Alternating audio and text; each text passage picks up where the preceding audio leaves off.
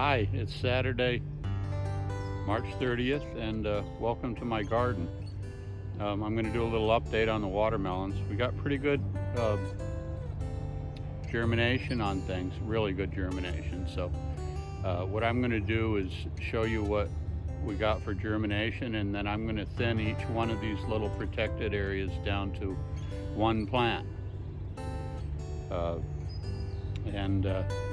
So you can watch and we'll talk about that. The area that I planted the watermelon seeds in, if you've been watching, you know that I had a fail because my watermelon seedlings that I planted along with these two right here got eaten up by snails.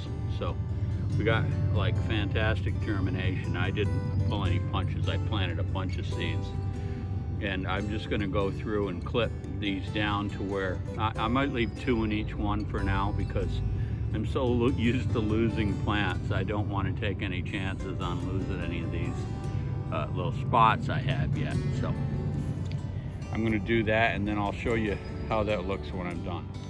So I just used a pair of scissors here and just clipped these off at the base. I don't want to pull them out because that might disturb the roots of the plants that I want to keep. And what I've done is I've singled it down to where I've cut them down to where there's two in each one of those protected areas, except for this one, which is the one survivor from the original planting. And I'm going to let that one go because it's about a week ahead of these other plants. And so if it ends up being a healthy plant, then I'm going to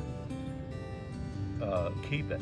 So what I'll do is once these grow up within probably a week, I'll go back and look at these two and I'll clip one of them and leave the best one of all those. So what do we have here? There's 7 different